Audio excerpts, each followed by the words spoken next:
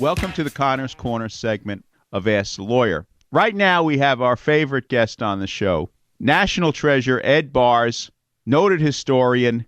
Ed, how are you doing today? Very good. I'm looking eagerly forward on the subject we're going to discuss today. Okay, so we decided because of Black History Month, we would talk about the Buffalo Soldiers. Who were they? Now, Buffalo Soldiers, during the Civil War, there had been, the Army is segregated. At the beginning of the Civil War, there are no black units in the United States Army. There had been black units in the Continental Army. There had been black units in the War of 1812, but there had been no black units in the United States Armed Forces or the militia forces until the Civil War. In the Civil War, they will organize black troops, and they will be either organized by certain of the states or the United States government, and they'll be known generally as U.S. colored troops. The officers are all white. The enlisted men are all black, except in three regiments that were raised in Louisiana, which had a tradition of blacks in the militia, and they had free men. In the New Orleans militia, there were free men of color who had fought with Jackson at the Battle of Chalmette. Now, they had volunteered their service to the Confederate government, the state of Louisiana, but the Confederate government would not accept them. And there were three regiments of native guards of Louisiana that do have white officers, but everything else will be black, African Americans. So, and approximately 180,000 blacks served in the Union Armed Services during the Civil War, of whom about 32,000 lost their lives, either from combat or from disease. Now, with the war over, slavery abolished, and the United States is going to cut back their military strength. They decide in 1866 that the United States Army will consist of about 51,000 men. Now, before the war, the United States Army had numbered about 21,000 officers and men, all lily white before the war in the United States Army. Now they're going to put blacks in the United States Army, and they're going to organize two black cavalry regiments. These will become the 9th and 10th U.S. Cavalry. The enlisted men will all be black. The officers will be white. They will also, at this time, organize 4 infantry regiments, the 38th, 39th, 40th, and 41st. Again, the same limitations. All officers must be white. All enlisted men will be black. The blacks will be paid $13 for privates, and then it'll be, if they're sergeants or something up, it'll be graded upward. They will be required to enlist for 5 years. Now, the regiments that will become known as Buffalo Soldiers will be the 2 cavalry regiments. So I will focus mainly on them. The 4 infantry regiments, when we shrink the Army in 1869, the United States Army will be cut in half to roughly 24,000 people. Of them, they'll have still the 2 black cavalry regiments, who will be the Buffalo Soldiers. That'll still remain the 9th and 10th. They'll reduce the number of black infantry regiments from 4 to 2. the 38th, 39th, 40th, and 41st will become the 24th and 25th Infantry Regiment. The Cavalry Regiments will be authorized 12 companies. The Infantry Regiments, 10 companies. So a lot of the white officers of the Civil War, this is a big cutback, particularly do not want to command the black regiments. But they're going to find several men who are willing. Now, they're going to organize the two cavalry regiments. The 10th will be organized at Fort Leavenworth. It will be commanded by Benjamin Grierson. We talked about Benjamin Grierson when we were talking about the cavalry during the Vicksburg campaign. He's the man that was a former music teacher, went on that famous raid at the time of Grant's expedition. He hated horses because he'd been kicked in the face when he was 14 years old and badly scarred. Besides proving himself a good officer, his profession until he entered the military was as a musician. Now, commanding the 9th, he will command the 10th Cavalry. The 9th Cavalry will be commanded by Edward Hatch, a native of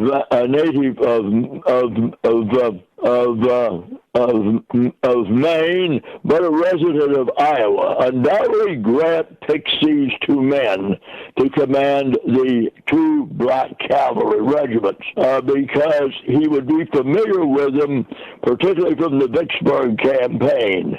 Grierson on his raid south from LaGrange, Tennessee to Baton Rouge during the Vicksburg campaign, and one of his subordinates in the at that time, who was with Grierson for part of the raid, would be Edward Hatch, who was colonel at that time of the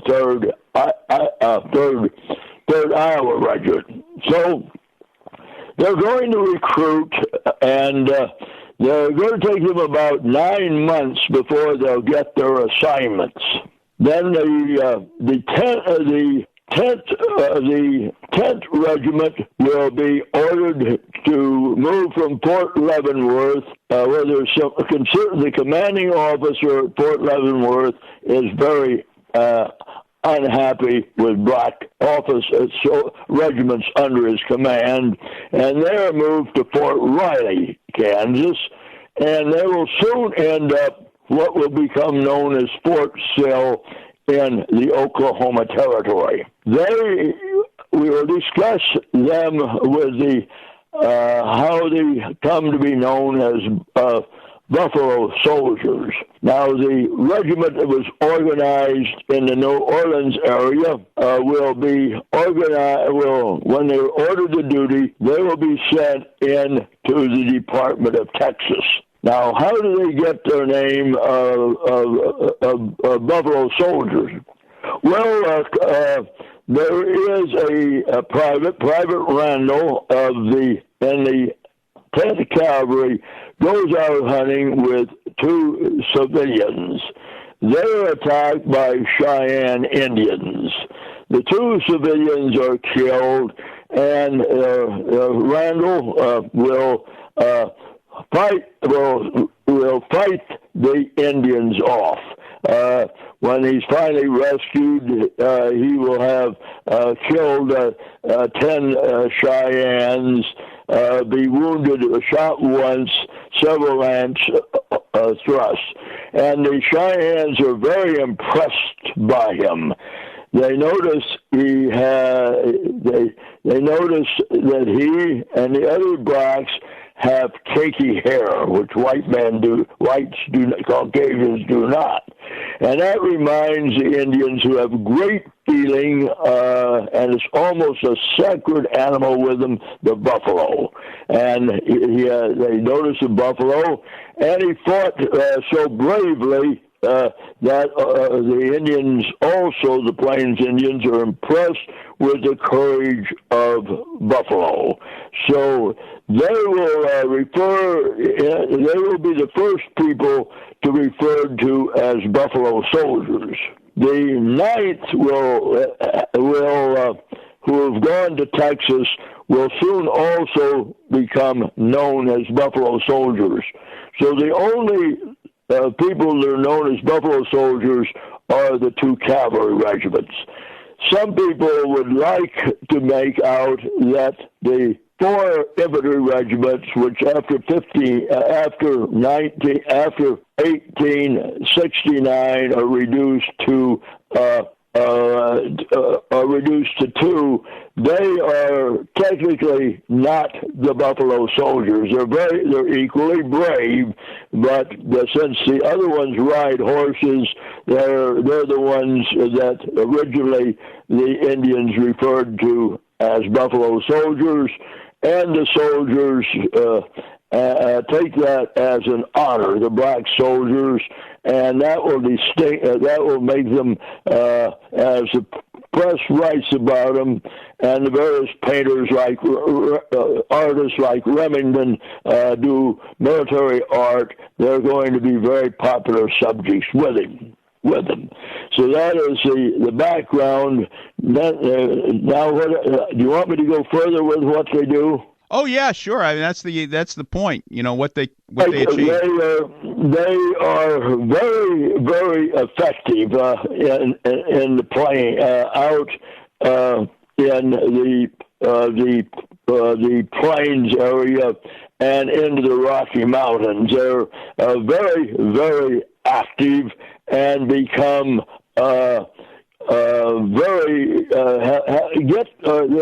have a very, very good combat record.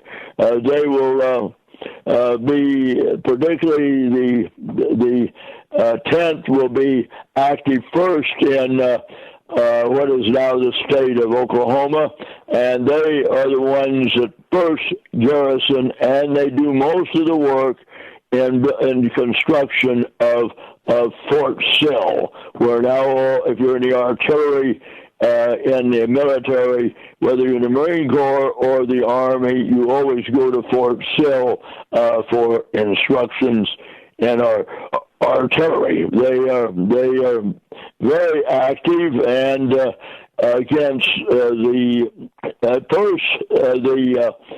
10th Cavalry will be very active against the Plains Indians in the area of what is in present-day Oklahoma, Nebraska, Wyoming, and up into the part of the country I'm from, in those states where they serve and are very, very effective in our mission of their mission of expediting the construction of railroads, as they build railroads that are eventually going to cross the continent. Initially, the 9th Regiment is much more active in western Texas and into what is the Indian Territory. This is particularly against the Kiowa and the the Kiowa and the Comanche Indians. So they have they make a good record for themselves. They will also be important in supporting the law, the marshals and other people out there. So there are people that they make a reputation as excellent combat soldiers and cavalrymen. Grierson remains with the as colonel of the 10th up until a long time, up until the first years, up until the early 1890s. A number of other officers will command at various times the 9th U.S. Cavalry, and so they and then with the end of end of the problems with the Plains Indians and the Indians in New Mexico and Arizona, which will be pretty well mastered by the Army by the early 1890s. The 10th will also be active both in will be then transferred, as well as the 9th will operate a lot out of Fort Concho in Texas. So they're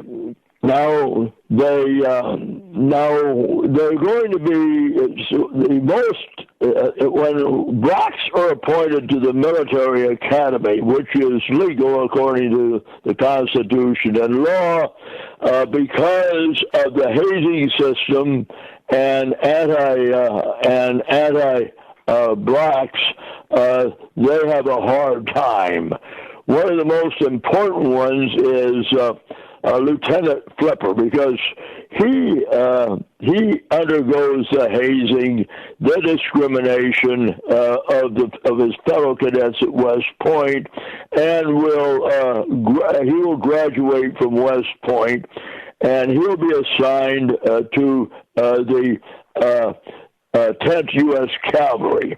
At that time, the 10th U.S. Cavalry is at Fort Davis. And he will be a good officer, but then it becomes a cause celeb because the quartermaster department frames him actually, and then he will be forced to resign and become a symbol of discrimination and become an important figure as we get into the present time. And in about 20 years ago, they will do an investigation of the charges against them, find they were trumped up, and they will remit his bad conduct discharge from the United States forces, the cavalry. Then they'll play a very important role. Again, a man that's heavily associated with him in his early career is John J. Pershing. Now, John J. Pershing has a high opinion of the Buffalo Soldiers, and he. Since he is more forward looking at them, he will become known as that's where he got his nickname of Blackjack Pershing. They will be very important particularly the 10th Cavalry will be very important in the Spanish-American War. In fact, in the attack, in the fight, in the battle on the approaches of Santiago de Cuba, they are very important in facilitating the capture of Kettle Hill. And again, showing the discrimination. The other ones attacking capturing Kettle Hill are the first U.S. volunteers, led by Theodore Roosevelt. And there's one picture that gets more circulation than the other. They have posed. They have the 3rd Infantry White. They have the 1st Cavalry, 1st U.S. Volunteer Cavalry, the Rough Riders. And they cropped the picture because they have Roosevelt standing, Theodore standing, and the original picture of it has the 10th Cavalry on the right of them, but they cropped the picture off to just show the Roosevelt in the center and the White Cavalry Regiment and the White Infantry Regiment to his right, and they cropped off the 10th Cavalry on the left. I got one last question. Sergeant Rutledge, did you see the movie? Yes. What'd you think of it? I thought it was very good. Okay, so at least that's one movie you liked. Yes, unlike the cavalry raid, I said, which was a poor reinterpretation of John Wayne's raid, known as the Cavalry Raid. If I hadn't been courting my wife, I'd have walked out on it because it was so they end up being so Hollywoodish that they destroyed a wonderful story. Well, thank you very much for giving our listeners bringing history to life. Okay, thank you so much. Anytime, just yell. Thank you very much.